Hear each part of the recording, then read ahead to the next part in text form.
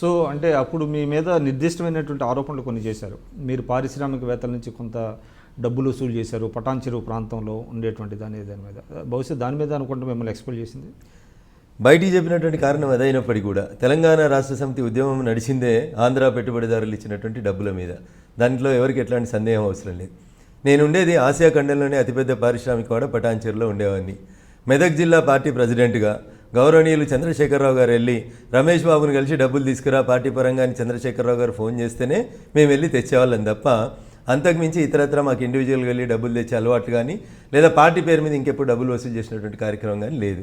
ఈ విషయం నాడు శాసనసభ్యుడిగా ఉన్నటువంటి హరీష్కి తెలుసు, కేసీఆర్ గారికి తెలుసు. సో డబ్బులు వసూలు చేయడం వల్లనే మేము ఎక్స్పెల్ చేసినాం అనేటువంటి మాట వస్తే తెలంగాణ రాష్ట్ర సమితి ఆవిర్భావం నుంచి చివరి దాకా ఎప్పుడు ఎన్నికలు వచ్చినా ఎప్పుడు సభలు పెట్టినా కూలీ పని పేరు మీదనో జలవనరుల పేరు మీదనో జలసాధన పేరు మీదనో ఏ ప్రోగ్రాం తీసుకున్నా కేసీఆర్ గారే అప్పటి నుంచి రేట్లు ఫిక్స్ చేసి భోజనం చేయాలన్నా భోజనం చేయకూడదన్నా ఎవరింటికి రావాలన్నా రావద్దన్నా పార్టీ ఫండ్స్ వసూలు చేసి నడిపించినారు.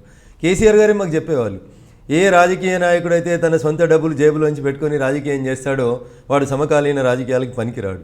ప్రజల దగ్గర నుంచి డబ్బులు పారిశ్రామికవేత్తల దగ్గర నుంచి డబ్బులు తీసుకొని పార్టీని నడపాలని చెప్పేవాడు.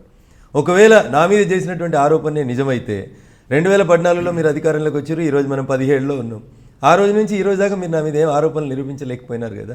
2013 నుంచి నేను అడుగుతా ఉన్నాను నన్ను ఎక్స్పెల్ చేసి నుంచి. మీరు చేసిన ఆరోపణలన్నీ కడుపులో ఒకటి పెట్టుకొని బయటకు ఒకటి చేసినారు. అంతకుమించి ఇంకొకటి లేదు. నేను చేసినటువంటి పొరపాటు ఏం లేదు.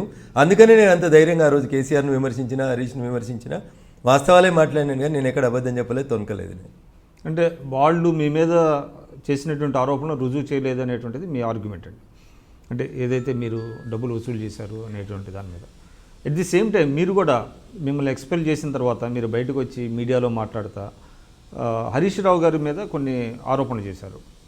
అంటే వారు కూడా ఇట్లాగా కొన్ని ఆంధ్ర సినిమా వాళ్ళకి సంబంధించినటువంటి స్టూడియోలకు సంబంధించినటువంటి దాని మీద ఇల్లీగల్ కన్స్ట్రక్షన్స్ మీద వాళ్ళు బ్లాక్మెయిల్ చేస్తున్నారు, నా దగ్గర పూర్తి ఎవిడెన్స్లు ఉన్నాయనేది మీరు చెప్పారు. కానీ అంటే పద్మాలయ కానివ్వండి, సినీమ్యాక్స్ ఇటువంటి వాటి మీద. కానీ మీరు కూడా నా దగ్గర ఎవిడెన్స్లు ఉన్నాయని చెప్పారు. కానీ మీరు ఎప్పుడు కూడా దాన్ని ఆ ఎవిడెన్స్లతో బయటకు వచ్చి మీడియా ముందు ఇది అని ప్రూవ్ చేసినటువంటి సందర్భం లేదు కదా.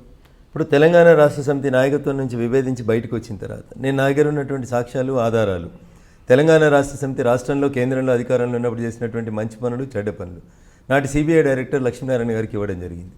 వారు చాలా స్పష్టంగా నేను డైరెక్ట్గా కేసు చేయడానికి నాకు లేదు, మీకు తెలుసు కదా చట్టం ప్రకారం, మీరు అయితే కేంద్ర ప్రభుత్వం నుంచైనా చెప్పించండి లేదా కోర్టు నుంచైనా ఒక ఉత్తర్వులు తీసుకురండి అని చెప్పినారు.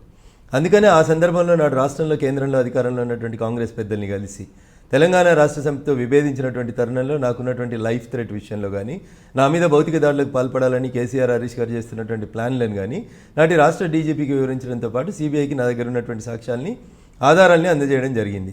వాటికి సంబంధించి ఆల్రెడీ సిబిఐ ఇన్వెస్టిగేషన్ అనేది కొంత ఈ రాష్ట్ర ముఖ్యమంత్రి గారి మీద పెండింగ్ ఉందనేది జగద్విదితం.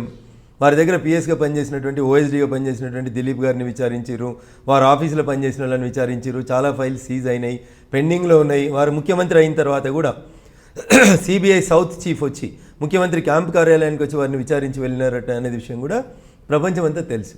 But you know the speed of the CBI. మీరు చెప్పేది ఒకటండి, ఆయన విచారించడం అనేటువంటిది అప్పుడు ఆయన కేంద్ర కార్మిక శాఖ మంత్రిగా ఉన్నప్పుడు ఆయన అవార్డు చేసిన కొన్ని పనుల గురించి అడిగారు తప్ప మీరు వేసినటువంటి ఈ కేసుల మీద కాదు కదా. మేము ఇచ్చిన వాటికి సంబంధించినటువంటి ఆధారాలే కాదని ఎందుకు అనుకుంటారు?